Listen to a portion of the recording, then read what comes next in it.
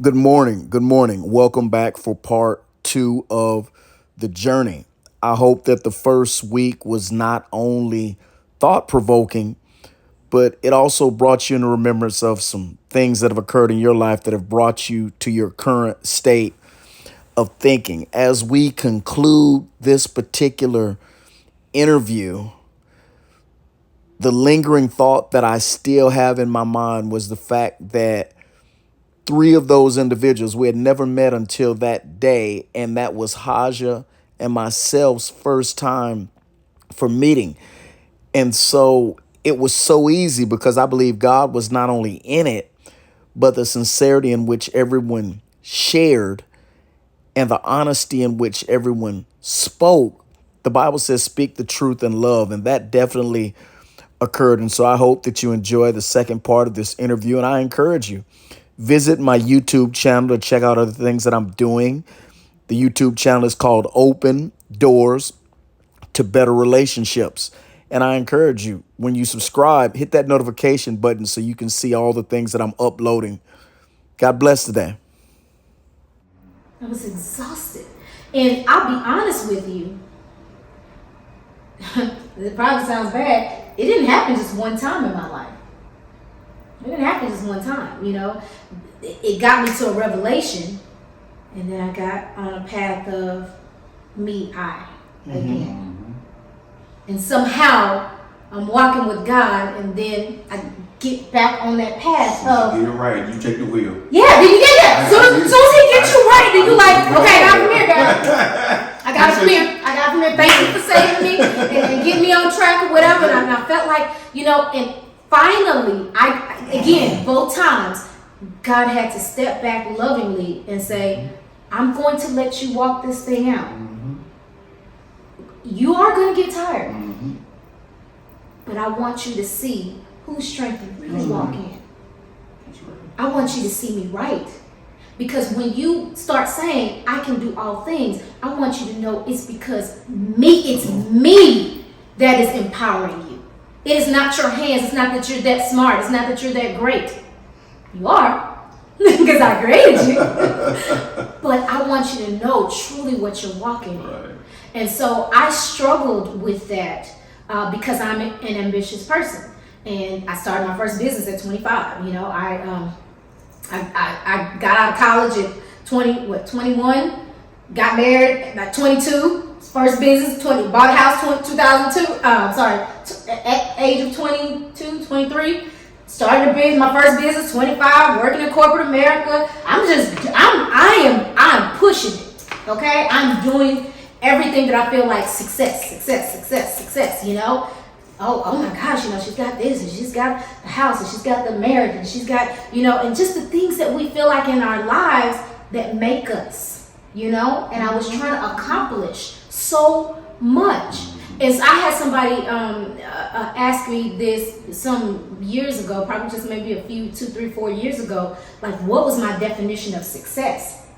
If you had asked me that at 21, 22, 25, like, I would have said all the things that I was doing. I was on my path to that. I look back and it's like, no, because all that stuff is here today and gone tomorrow. That's right. I could be fired from my job. That's right. My company could go under. I could lose my health. Right. I could lose my, my money. I could lose my house. Like, those things are so temporal. Yes. But we don't see that when we are we're looking at what life says we should be. We're looking at what we just kind of feel like everybody, that's the thing to do, and especially being young. Society tells us how to live our lives. Society tells us what's important. And I'm like, at some point I had to stop, and it was because, again, I was exhausted, jumping back to there, and I was just like, I can't, God, and I'll be honest with you, I don't want to. I don't want to do none of this no more. I don't want to do anything no more. Can I just lay in this bed? Just, comes over my head. Can I just lay in this bed? And like I said, I got to that point twice that I remember. And I do remember the love of God just kind of over me, just rest. Because we got to talk. We've got to learn. Yeah. We're going to walk. Now the journey is changing because you are finally letting me have the reins. You are finally moving to the passenger seat and letting me get to the driver's seat. You are finally wanting to really know me, God. And not just what everybody says, not just what you've been told, not just because you know there is a God, but you want to know me. Like you finally, when they say you come to the end of yourself, that's what it looks like. Like you kind of let go and it's like, I don't even know. Almost like everything you thought you knew is like upside down. Like, I don't really know anything. And so now what keeps me motivated and now what I walk in is exactly what you said, is the fact that I know that I can't do anything without God. I know that I really don't know as much as I thought I knew. Like now people, and they'll come to me and be like, oh, I'll be like, I don't know. I'm just telling y'all, I don't know nothing. If God is not whispering in my ear to tell me what to do in this situation or that situation, I don't know. And I acknowledge that and I say that because I feel it. Because I've walked away where it was, I know, I can do, I feel this is right. I've walked in my knowing, in my knowledge, in my whatever. I walked in that so much to see everything crash, to know you didn't really know nothing. You're speaking the truth. Yeah. Recognizing the truth. Yeah. Had to dig down and just, it's just like scales on your eyes or something. Because here's the thing that's so important that I saw is, and it's so dangerous too, is when you really think you know. And you don't. When you don't walk in that truth, when you're not walking in truth, you're walking in what everybody gave you, what society gave you, what culture gave you, what your household and your parents and your upbringing, even the good stuff. But until you finally, I don't even know how to say it, but until you are walking in the truth of your Creator, you will not see everything right. It's like hazy glasses. It's like dirty glasses. It's just like a veil where it's like you can see, but you can't see clearly. So you could never make the right decisions. Right. You could never say this is white and this is black because your color is, you cannot see. And until you recognize that and say, God, let me use your glasses. Let me put on your glasses. You just, you'll never get to where He wants you to be. You'll never walk in everything you were created to be. You're here on earth, but you're not walking in why you were created. And that's the revelation that, like, when someone can hear what you're saying, all kind of excuses will go through a bunch of people's mind, but only God who created us knows what He fit us to do. And so, literally, you can be really, really good at stuff. Absolutely. But God created you with perfection in mind. And so what a lot of people do is they settle for, I'll have success. But what God promised Joshua in the Bible was good success. And so I want everybody to hear that, because that's hard, especially for someone who does not have a relationship with God. If things appear to be right, you don't know enough to say what's right because you don't know your end from your beginning. So God, who created us, He knows everything that we were supposed to do. Not what we could do. God created everything He said is good, but it had the ability to go left, and we all went left. So just hear that. If there's someone who's like, well, my life seems pretty good, you don't know the designer's example. Because when we say something's good, we have to have something to base measure it. If we say this, we have to have a prototype. Yeah. So when God created us, unless we've got the revelation from God, who He created us to be, what He has for us to accomplish, we can't call anything we do good. What is good? Like you said, what is that litmus? What are you comparing that to? Correct. It's true. So it's almost like, what is it? Right. Okay. Well, is it? Because I just said it was. Right. So now I'm God. Well, that becomes that's the simplest thing about it is getting us out of God's will into our own will without realizing it. It's easy to do. And we actually, and that's the thing, hearing that kind of thing, like you're saying, your life at a certain time. At some point, I'm sitting there thinking, that sounds like Santa Claus. Santa Claus, I want this. Santa Claus, I want that. Santa Claus. Yeah. So the programming, it actually makes these gray areas and fine lines between just wishing stuff and wanting stuff, and Santa Claus, God. It's almost like there's a, especially as a child, there can be some confusion in the programming.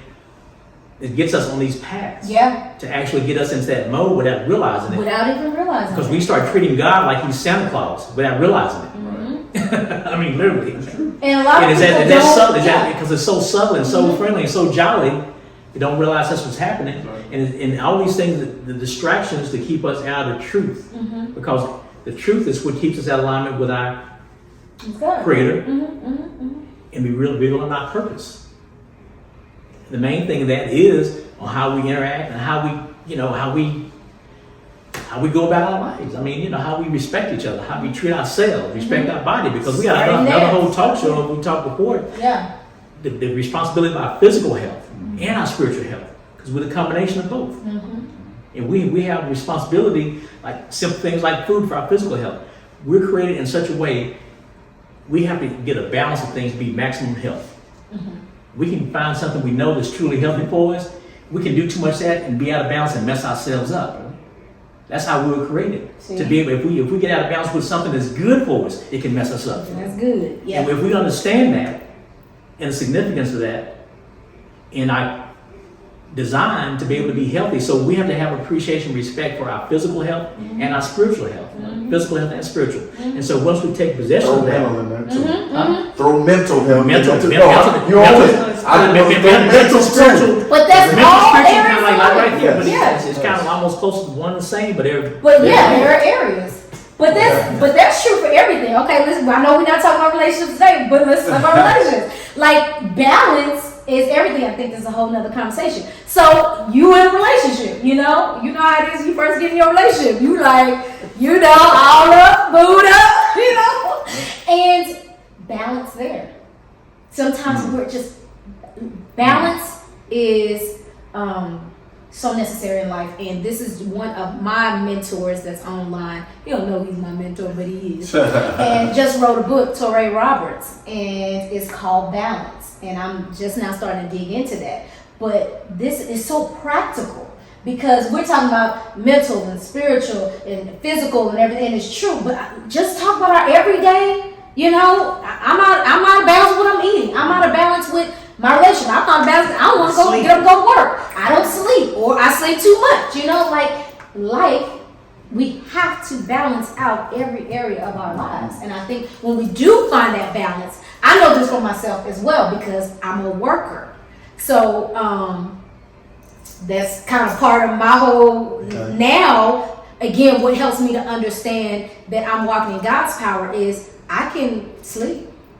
I can put something down, so I just didn't get that done today. Peace. I have the peace of that just because I'm like, well, God, this wasn't meant for me to do today. Where before, it'd be 5 o'clock in the morning. This gonna get done. All night. This all done. This was my lifestyle.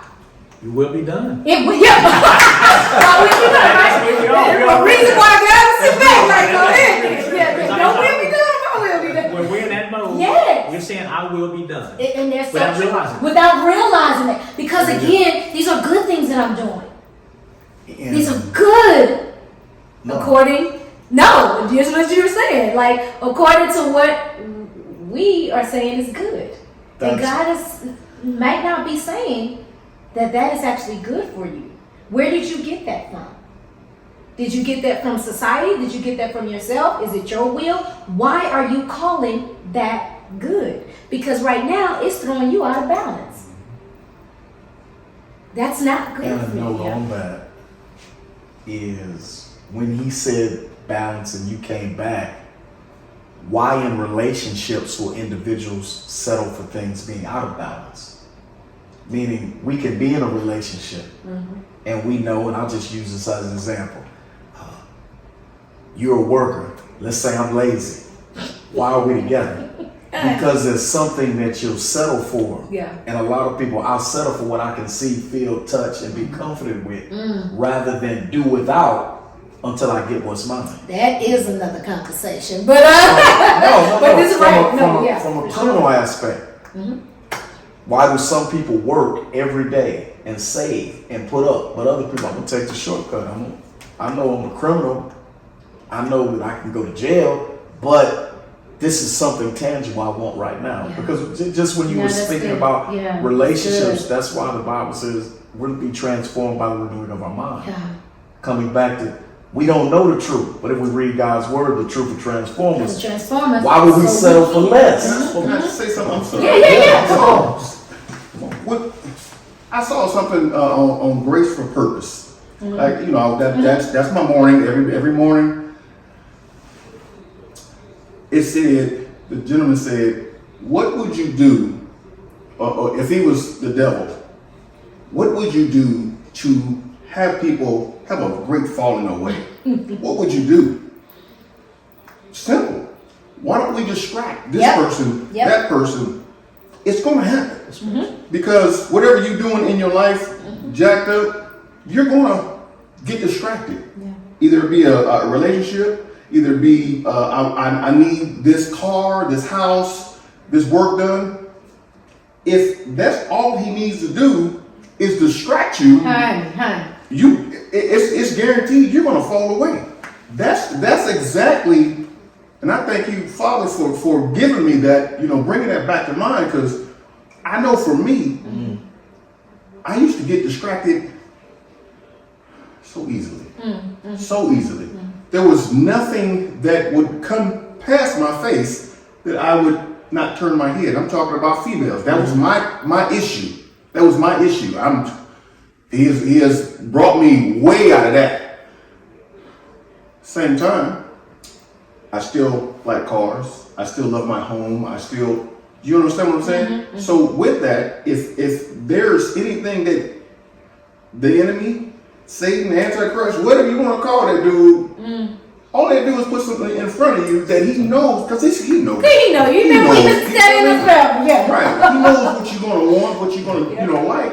So if drinking is not your issue, then why would he put that in your face? Yeah. Simple as that, you know? Yeah.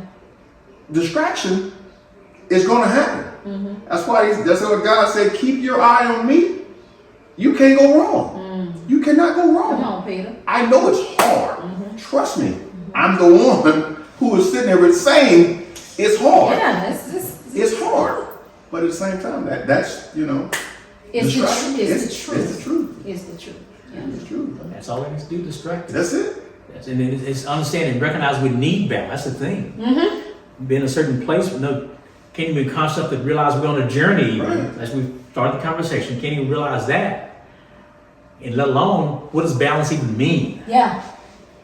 That's right. No concept of balance, no concept we actually on a journey. You know. You're right, but when you said that about balance, because what works for you might not work for Correct. me. And I will give the example of the calling that's on your life. The purpose that God has for you. It's different. Yeah.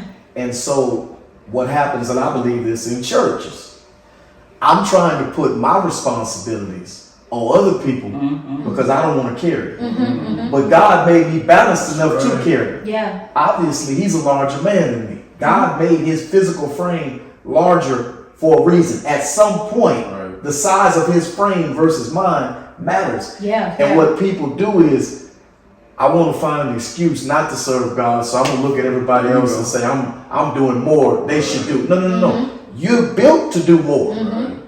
While another individual is looking up, comparing themselves to someone. I want to be like that sister. You're not built like that. In other words, if that sister is built to pack 10 and be a worker, God gave her that, but she's gonna be judged. Her rewards in heaven according to, I gave you 10, I need 10. If he gave you 5, if you're faithful with 5, that's scripture. So just something, we can't compare ourselves looking for balance. With one person, honestly, there are some people, I'm not going to say some people, however God built you, that's the way he built you. And some people are built like John the Baptist. They waking up preaching, they going to sleep preaching, but they in peace.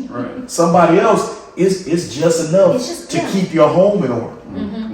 That's good. I'm just, I know there's a wife. I know, to keep a home in order, in all honesty, I stayed with a family and she had 2 boys. My mom had me.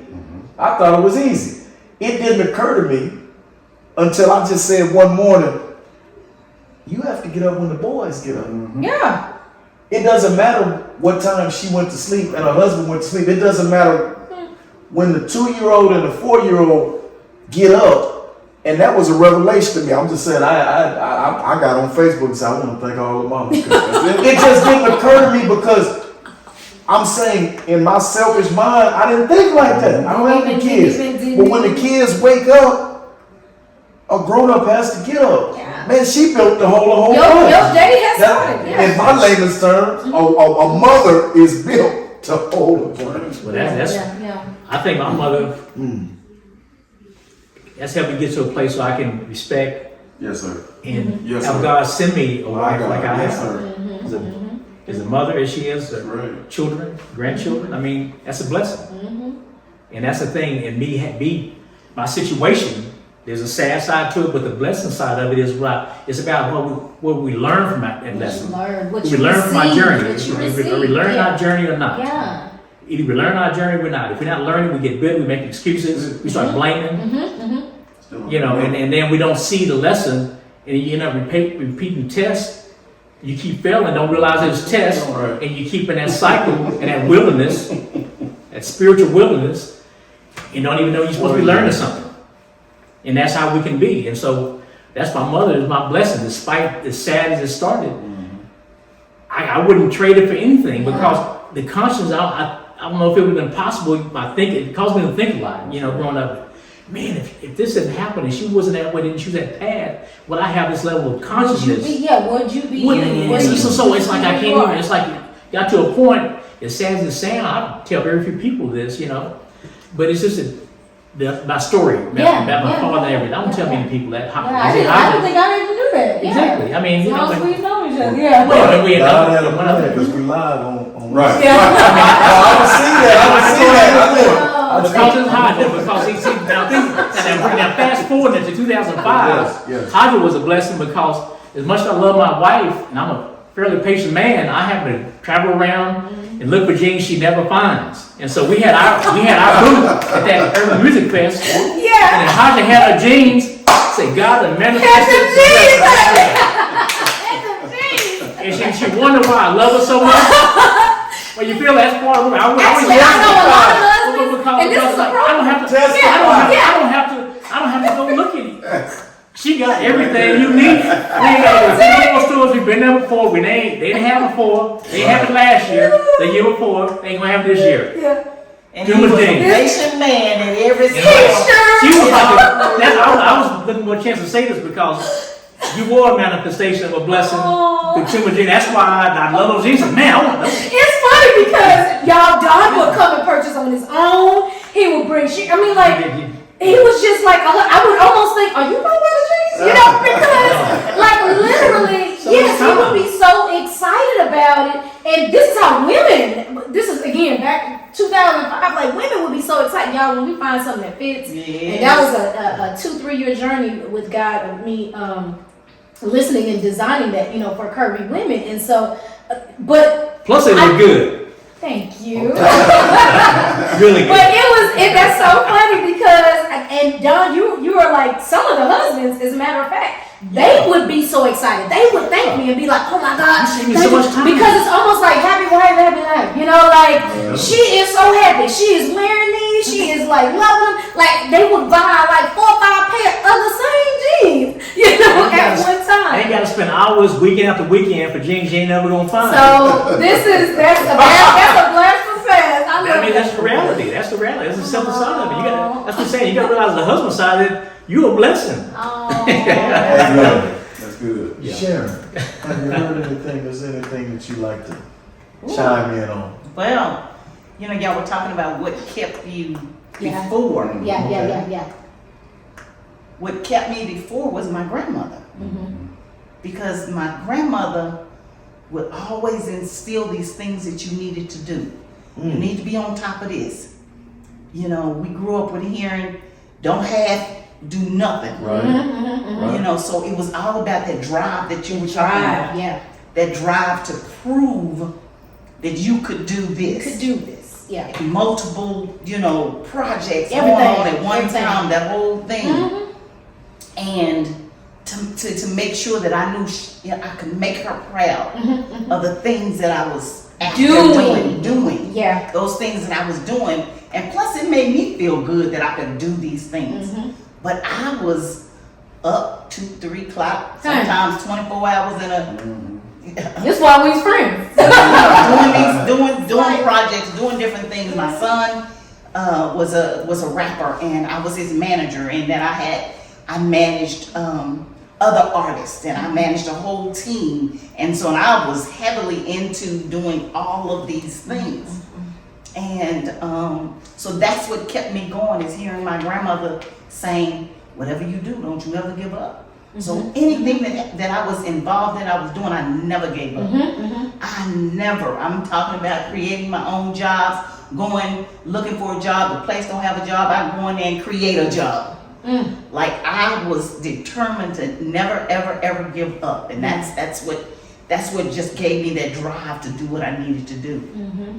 And once I really made that connection with God, that what keeps me going is a little bit of that rearview mirror that you talked about. Because when I look back at some of the things that I have gone through, some of the things I've done that you would not believe, that probably would have ended me up in prison or ended me dead, or killing somebody. There were so many things that I could say, God was there the whole time. How he watched me, how he protected me. And I grew up raised by my grandmother, and my whole life hearing my mother had me, and she was about to give me up for adoption in the hospital, and somebody said, who knew my mother and my grandmother said, if y'all want to see this little girl again, y'all better come up here and get her, because somebody's on their way from another state to come and adopt her. Wow. So my whole life I heard, your mama didn't want you, that kind of thing, from uncles that were there with me. So when you look at that kind of back and saying, plus let me just add that when I was born, I had an infection on my lung, and they had to remove part of my lung. So I was a really sick child. But because I heard my grandmother always say, don't you ever give up, whatever you do. I was able to run track. I played volleyball. I did everything that they said that I could not do. So when I look back at that, knowing that God was always there and saying, if he was there then, he's here now. And if I can do what I did without that solid relationship with him, what can I do? What can you do now? Come on. What can I do now with him in my life right now? God is just manifesting things that are happening for me that I know it's God. I know it's God. He said, if you just keep walking with me, I'll make sure. With Dawn, you just keep doing what I tell you to do, your husband is going to be there. This is the husband. This is the husband for me. All right. Come on. So knowing that and keep walking in that, that's what keeps me where I'm at right now. I know that's right. All right. That is exactly why. And I will be there until he calls me home. That's it. Remembering the goodness of the Lord. That's it. I like that. That is good. I just say amen to that. I say Y'all, amen to that. Are you feeling anything? Is anything to share? Bro, I know. after that, I mean, you there's testimonies. I know, right? for And drop the mic. For days. Yeah. Really quick. Coming from the streets of San Diego, Southeast San Diego, horrible place. I wouldn't put it on nobody. But at the same time, do I regret it? No. Yeah. Because I know, where I came from. I know how I came out. So I think we went there from Ohio at 6. I was like 6 years old. Met my mother, my sister, and myself. So many things transpired, gangs and drugs and whatever. At 8 years old, I was approached you know, about being in the game. I didn't know nothing about the game. Come on, I mean, I'm Ohio, you know, so very slow compared to, you know, California. So as I got older, you know, going to school, I started to see, because my mom's, you know, she working 2 jobs, and, you know, I started to see, you know, I started getting embraced by the streets. Yeah. You know, that was my mother, father, you know, my sister, she was trying to keep me from, you know, but at the same time, she was still, you know, she's a year older than me. So, you know, so many guns, so many things whizzing by my head. And I know for a fact that God he was keeping me. He was blocking each and every round, each and every bullet, each and everything that was around me, because not one time did I go to jail. Not one time, of course, I didn't go to the hospital for getting shot or, you know, we fought a lot, but that was about it. At 22, that's when God was like, okay, I've been telling you for this long. Are you satisfied for where you are right now? Me, myself, I was at 22, I was of age, I got in so much trouble, I went back to my father, who was in Dayton, Ohio.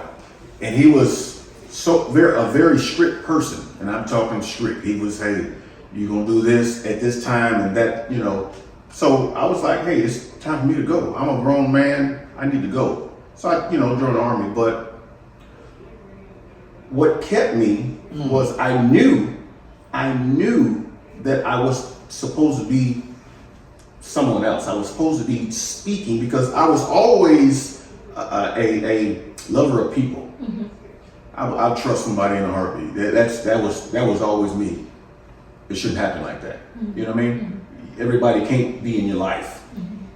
I trust, but I didn't trust him. Wow. You know, so my not trusting him, so many people come in my life and almost destroyed my life. Wow. But long story short, what keeps me is his grace, his mercy. Yeah. I can honestly tell you that there is nothing that I regret that he has brought me out of. Yeah. Afghanistan, 2000, I was in 2007? No, 2010. No, I retired. 2018. I went to Afghanistan in 2018 after I retired as a contractor. I should have never gone over there. That was me taking my own will. You know, if it's my will, I'm gonna make this money. I'm gonna be happy, live a fantastic life. I almost took my life in Afghanistan. Almost took my life in Afghanistan. By the grace of God, I can honestly tell you, my girlfriend walked. Now, out of everybody who walked by, you didn't have to walk by. Nobody had to walk by that specific area. She walked by and checked her mail. Now, again, by the grace of God, and I give God the glory for her each and every day. She walked by and she checks her mail. She sees me sitting on a stump, a jersey barrier, crying. I just wanted to give my life away, not to God, give my life away. Yeah. God was like, nope, not right now, not today. So she walks by and she was like, hey, you okay? We worked in the same building, but never really spoke. And she was like, hey, you okay? I was like, yeah, I'm good. You know, trying to get her away. Yeah. Sure enough, she sat there. We sat there for 2 hours talking. She actually, I consider her my angel, because there's no way anybody else would have cared that enough to actually say, hey, you okay? They just gonna walk by, what's going on? You know what I mean? And then stay. And right, exactly. So, I mean, I had the means. Soldiers lose guns all the time over there. They full magazines, you know. I had the opportunity, but God was like, no, it's not your time. It's not your time. So she walked by, and I thank God every day for that. That's what keeps me. That's what keeps His mercy and His grace. out of all the stuff I've been through, you think out of all the stuff that he stopped me from doing, Yeah. you think he wants me to take my own life now? No, sir. No, sir. So I give God the glory and all the praise for that one. There's not one morning that I don't say, God, I thank you for that specific day. At that moment. Yeah. That specific day. That's good. That's good. Well, These journeys, y'all. These Things journeys. the darkness. Yes, sir. Sometimes makes it easy to see the light. Yes, sir. Definitely. It's true. Yeah. Definitely. Yeah. the plate is full because I know I'm gonna be full. I know Haja has us on live. I know. I don't even know how long we've been on, Yeah. but thank y'all. Yeah, it's on. We got some people that So- were joining in. We need to so- say hey. I thank you. Thank you. It was a pleasure Yes, it was. meeting Robert. Robert, I got it. We Sharon, we knew what you Don. Yeah. It was a pleasure meeting them. You can find, if you want to rewind or whatnot, this interview will be hopefully on my YouTube channel. Open Doors to Better Relationships tomorrow by 12 p.m. It was so good. All right. I'm thinking about I'm going to go edit right now, the beginning and the end. Right, y'all. But because it's Haja's live, is there anything you'd like to share before we go? Well, I want to thank the Legacy Rental Homes that they are allowing us for what looks like turned into the conversation corner. Right. But for this conversation today, we about journey. So I want to thank the Legacy Rental Homes because we're bringing these types of conversations and we're bringing these type of programming about life to your community. But we're live on Instagram, so this is to the world. Right. So I want to thank Legacy for hosting us. I want to thank you, Sean, Yes, sir. for actually bringing us together with just saying, hey, I want to talk to y'all. Well, I want to talk to you and being y'all about your journey. And I'm so glad that this turned out the way it was to share our journey. And even how God has intersected our paths for this very moment. Some of us just met today. Yes. Yes, actually the majority of us just met. But just to look at the commonalities, to look at the movement of God, to look at the purpose that's in each one of us and that's in this moment, that is not just for us and for us to recognize, that's for somebody else out there as well. Right. So to God be the glory. Hey y'all out there, that's on the Place and Grace. Thank you for joining in. We kind of far away from the device, so we can't say wave, so everybody wave. And thank y'all for joining in. I don't have anything else to say, but I'm full, I'm blessed, and I'm thankful. Yes. Thanks for having I us. close the channel, okay? Yeah, hey, all I can say, thank you so much, Haja, for the nice meeting you, brothers. Thank you. You know, and we got different lives. Yeah. But sometimes to solve a problem, you gotta look for the common denominator. So Yeah. hopefully those watching recognize what's the common denominators in all our lives. That's how you solve problems. So That's right. Love it. Yeah. We're coming back on this, y'all. Remember, decisions like doors lead to places. Have a wonderful day.